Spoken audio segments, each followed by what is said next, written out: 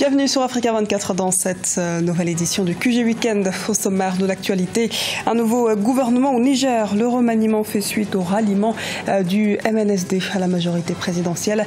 L'ex-parti d'opposition obtient 6 postes dans cette équipe de 42 membres. Elle reste conduite par Brigui Rafini qui conserve son poste de Premier ministre. Bénin, le gouvernement cède des usines au secteur privé. Les autorités ont procédé lors d'un conseil des ministres tenu ce mercredi 19 octobre à la cession de 8 usines, dont 6 de transformation de produits agricoles. Découverte de Car Wash Delivery, une entreprise innovante spécialisée dans le lavage de voitures en Égypte. Nous verrons qu'elle ambitionne de changer la façon dont les habitants du Caire nettoient leurs véhicules. Attendue depuis plusieurs semaines, la composition du nouveau gouvernement nigérien a été rendue publique dans la nuit du mercredi 19 octobre 2016. 10 ministres changent de poste et 6 membres du mouvement nigérien pour la société du développement, MNSD, font leur entrée dans la nouvelle équipe. Reportage de Sadou Alizé Mokhtar, notre correspondant au Niger. Au Niger, le nouveau gouvernement compte 42 ministres. Le chef de l'État a officialisé dans la nuit du mercredi 19 octobre 2016 cette liste sur proposition de Brigui Rafini, Premier ministre reconduit dans ses fonctions. 23 ministres de l'ancien gouvernement sont reconduits. Il s'agit entre autres des 3 ministres d'État, Mohamed Bazoum, Albade Abouba et Omar Hamidou Tchana, respectivement à l'intérieur, à l'agriculture, élevage et au transport. Un gouvernement qui, selon les observateurs, est pléthorique. Le gouvernement qui a déjà du mal à assurer même le paiement de salaire de ses fonctionnaires, à faire fonctionner et aussi les services de base, c'est-à-dire qu'il décide, le président décide encore d'avoir un gouvernement de cette taille. Il n'y a même pas de locaux pour recevoir tous ces ministères. C'est un vrai gâchis et c'est grave, ça montre encore une fois tous les mépris, à mon avis, vis-à-vis de la souffrance des gens. Le président du MNSD Nassara, Seyni Oumarou, est lui nommé par décret haut représentant du président de la République Issoufou Mahamadou. Dans la nouvelle équipe, Hassoumi Massaoudou, jusque-là ministre de la Défense, déménage au ministère des Finances. Il est remplacé à la Défense par Kalla Moutari, qui quitte donc le ministère de la Santé pour laisser sa place à un médecin. Dr Ilyassoumé Nassara, l'un des bénéficiaires de l'ouverture du gouvernement au MNSD Nassara, qui avait rallié la majorité présidentielle fin août. J'espère que ce nouveau gouvernement-là, au-delà de la taille qui est pléthorique, j'espère qu'ils arriveront à relever les défis qui sont contenus dans le programme de la Renaissance 2 et faire en sorte que les conditions de vie des Nigériens qui sont actuellement difficiles puissent s'améliorer. N'est-ce pas? Que la situation économique qui est extrêmement tendue, n'est-ce pas? Les finances publiques que la situation puisse s'améliorer. C'est en cela que je pense qu'on doit juger le gouvernement sur pièce. Issoufou Mahamadou n'a finalement pas réussi à réduire le nombre de ministres au sein de son gouvernement comme il l'avait laissé pressentir. Les femmes ne sont que 8 autant que dans le précédent, soit 19%, en dessous des 25% prévus par la loi sur le quota votée par l'Assemblée nationale en 2014. Le gouvernement béninois annonce la cession intégrale de 8 usines agricoles implantées par l'État. Le ministre des Finances a lancé les appels d'offres en vue de redynamiser le secteur pourvoyeur d'emplois. Il s'agit aussi de susciter l'investissement privé dans l'agriculture tout en engageant une dynamique de partenariat public-privé. Reportage de Lefti Ounou, notre correspondant au Bénin. Au Bénin, 8 usines agricoles du patrimoine de l'État seront bientôt cédées à des investisseurs privés. Ainsi en a décidé le gouvernement béninois à l'issue du Conseil des ministres du 19 octobre 2016.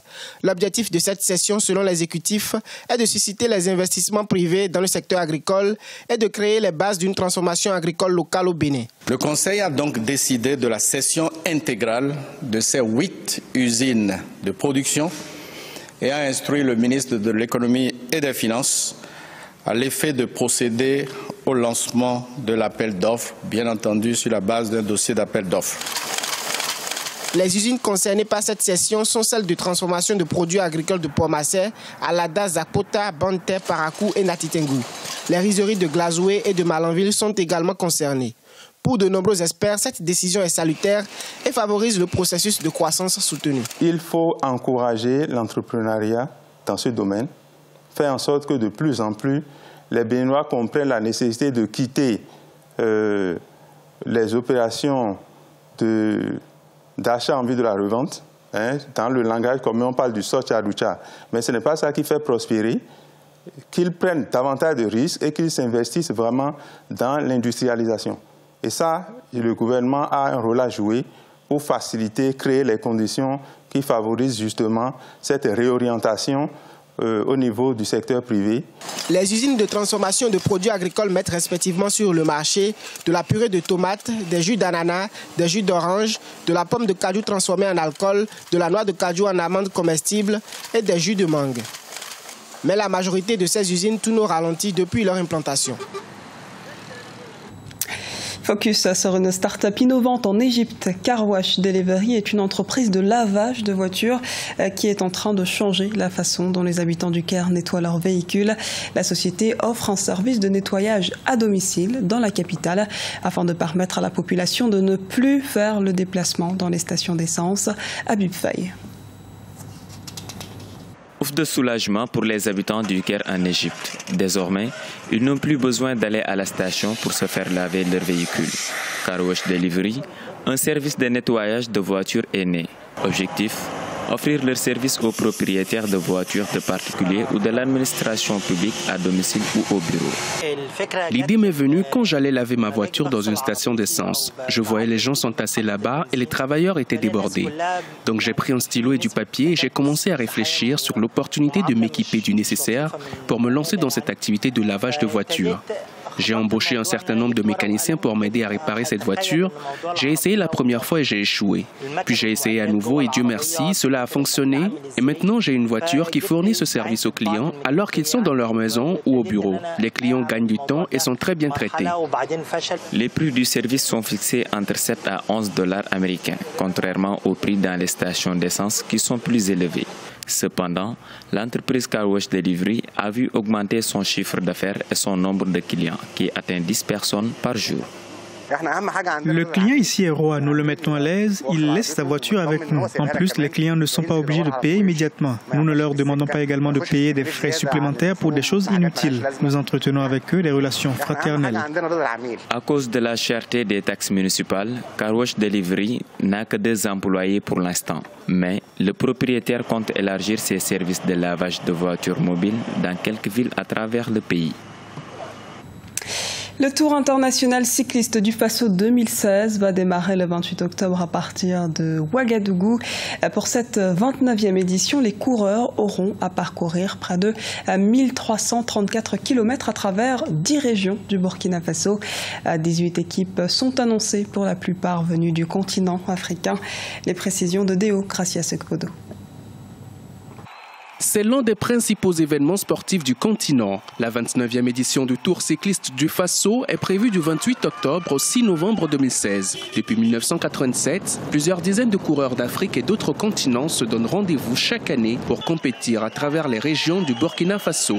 Pour le nouveau challenge, 18 équipes sont annoncées, parmi lesquelles le Bénin, la Côte d'Ivoire, le Maroc, le Togo ou encore la République démocratique du Congo, mais pas seulement. Des coureurs sont également attendus de la France, d'Allemagne et des Pays-Bas notamment. Nous sommes à la 29e édition du Tour du Faso. La particularité de cette édition, c'est que nous allons d'abord le 30 octobre traverser la ville de Ouagadougou. Et vous savez que le 30 octobre est une date héroïque au Burkina Faso. Nous allons renouer avec la piste par Combisri pour Tirelé. Nous allons avoir 35 km de piste. Je pense que c'est là que va se jouer le Tour du Faso 2016. Au Burkina Faso, le vélo est considéré comme le deuxième sport national après le football. L'une des principales raisons pour lesquelles, depuis 2008, les autorités manifestent de plus en plus d'intérêt à sa promotion et mobilisent davantage de ressources financières et techniques pour la réussite du Tour. Pour la 29e édition, les coureurs auront à parcourir près de 1334 km en 10 étapes. La première, longue de 136 km, se disputera entre Ouagadougou et Koupéla et la dernière entre Korsimoro et Ouagadougou sur une distance longue de 110 km. La force de cette compétition, d'abord, c'est l'implication politique. Ce que nous attendons, c'est vraiment l'appui de la population burkinabé, la sortie de la population burkinabé au bord des routes et des pistes pour accompagner ces braves Africains et Européens. Et le Tour du Faso est une identité de Burkina Faso. Ce qui fait qu'à tous les niveaux, nous sentons l'implication, la volonté politique de faire du tour de Burkina Faso ce qu'il est et que le tour de Burkina Faso puisse prospérer et garder en tout cas son leadership au niveau du continent africain. Le comité d'organisation du Tour international cycliste du Faso rassure, les dispositions sont prises pour une réussite de l'événement cette année. La compétition avait déjà été annulée en 2014 pour la première fois de son histoire en raison de l'épidémie d'Ebola avant de reprendre en 2015 avec une victoire du Maroc au classement général. Ce journal a été réalisé par l'ensemble de la rédaction. Nous vous remercions pour votre fidélité. Retrouvez dans un instant une nouvelle édition de l'actualité sur Africa 24.